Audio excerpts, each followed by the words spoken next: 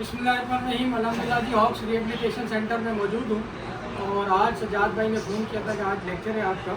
तो आज हमने लेक्चर दिया what is the real treatment for drug addictions and how long does it last, यानी रियल ट्रीटमेंट क्या होता है। तो इसके लिए जब मैंने स्टडी की, सजाद भाई हमारे उस्ताद मोहतरम मौजूद है क्योंकि ट्रीटमेंट डायरेक्टर है, तो इसकी जब मैंने स्टडी की तो बिल्कुल जैसे हमारे पास शुगर है, शुगर का क्या होता है हमारे साथ कब्र तक रहती है। अगर किसी को अल्लाह न करे शुगर हो जाती है तो कब्र तक रहती है। 1921 में शुगर का इलाज दरियाफ्त हुआ। इससे पहले जब शुगर का इलाज दरियाफ्त नहीं हुआ था तो क्या करते थे, अंग्रेज बाबा जो शुगर पेशेंट होता था उसको एक कमरे में बंद कर देते थे और जब उसकी random fasting up and down होती थी तो ज़्यादा भूख लगती थी, चिड़चिड़ा होता था, लोग मार के गला उतार के सीमेंट खुरच के जो भी चीज़ मिलती थी खाना शुरू कर देते थे, उसको बंद गिरफ्त पावर में रखते थे।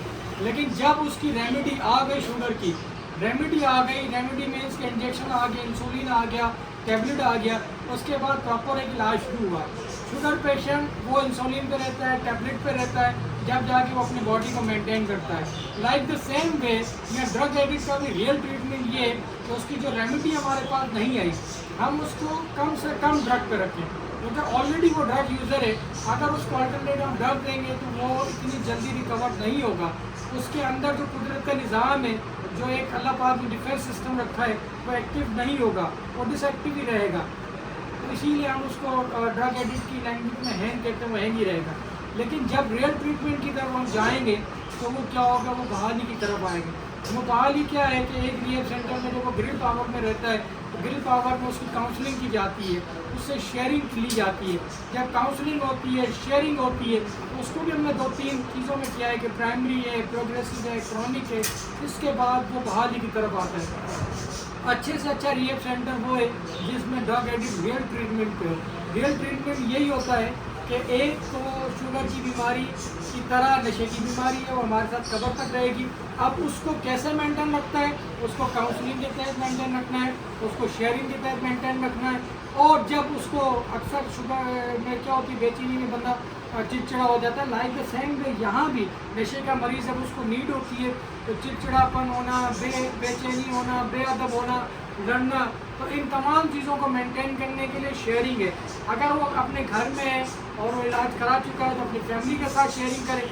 अगर नहीं तो जिस भी रिहेब सेंटर को उसने इलाज कराया वहाँ जाके वो उनसे शेयरिंग करे कि मुझे ये चीज़ महसूस हो रही है। और जब शेयरिंग होगी, उसकी काउंसलिंग होगी, वो अपने हिसाब को मेंटेन कर पाएगा। क्योंकि प्रोग्रेसिव बीमारी इसमें हमेशा बढ़ती ही आती थी। एक मैं आपको मिसाल दूँ, एक ड्रग एडिक्ट है, उसने 2005 तक नशा किया, फिर 2005 से 2006 तक उसने इलाज कराया, 1 साल इलाज कराने के बाद उसने छोड़ दिया। फिर वो 2012 या 13 में नशा करता है, यानी 5-6 साल बाद दोबारा नशा करता है। तो चूँकि उसका लीवर उस पर मेंटेन हो गया था ड्रग की वजह से, 1 साल उसने किया था, अब जब 5 साल के बाद वो नशा करेगा तो उसके लिए बहुत ज़्यादा नुकसान होगा। यानी अगर वो यूज़ करता है, जो भी वो अटेम्प्ट लेता है, तो उसके लिए बहुत ज़्यादा नुकसान होगा। तो 2-3-4 दिन के बाद उसका लेवल बॉडी का ड्रग एडिक्ट्स की वजह से, ड्रग यूज़र की वजह से मेंटेन हो जाएगा, फिर वो अपनी एक मकदार सेट कर सकता है। लेकिन ऐसे अगर 5-6 साल बाद करेगा तो उसकी डेथ के चांसेस बहुत ज़्यादा होते हैं क्योंकि वो एक बॉडी उसकी मेंटेन रहती है, अचानक से उसको डोज मिलता है तो ज़्यादा खतरा होता है। तो इसी तरीके से रियल हमारे पास जो ट्रीटमेंट है वो यही है, काउंसलिंग है, शेयरिंग है, पावर ऑफ सक्सेस शेयरिंग ही है। हम करेंगे तो बाहर ये आज हमारा लेक्चर था, मैंने कहा हम लेक्चर बना के आपके साथ शेयर करें। थैंक यू वेरी मच, जज़ाकल्लाह।